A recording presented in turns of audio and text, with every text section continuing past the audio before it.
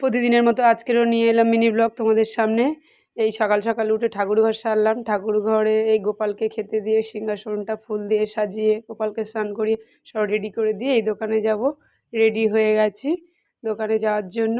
এই রেডি হয়ে রাস্তার দিকে হাঁটছি আর এই ভিডিও করতে করতে যাচ্ছিলাম। তোমরা কে কেমন আছো কমেন্ট করে জানিও।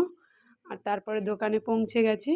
আমি গুছিয়ে ঠিকঠাক ভিডিও গুছিয়ে বলতে পারি না, সেটা তোমরা একটু ম্যানেজ করে নিও। আর তারপরে দোকান থেকে চলে এলাম। চলে আসার পরে একটা আত্মীয় আমাদেরকে মাছ দিয়ে গিয়েছিল, সেই মাছগুলো এবার পুকুরে নিয়ে গিয়ে ধোবো। পুকুরে ধুয়ে পরিষ্কার করে ফ্রিজে রেখে দেবো, কারণ এতগুলো মাছ খাওয়া যাবে না একসঙ্গে। আর চিকেন হয়েছিল, অনেকটা চিকেন ছিল, এনেছে অনেকটা, করেছি এখনও আছে তোলা। এই দুপুরবেলার খাওয়া দাওয়ার পরে রেডি হয়ে বিকালবেলা যাব দোকানে। রেডি হয়ে গেছি, দোকানে চলে এসেছি। দোকানে চলে আসার পরে বিকাল থেকে প্রচণ্ড বৃষ্টি হচ্ছিল। দোকানে বসে বসে একটু ভিডিও করছিলাম।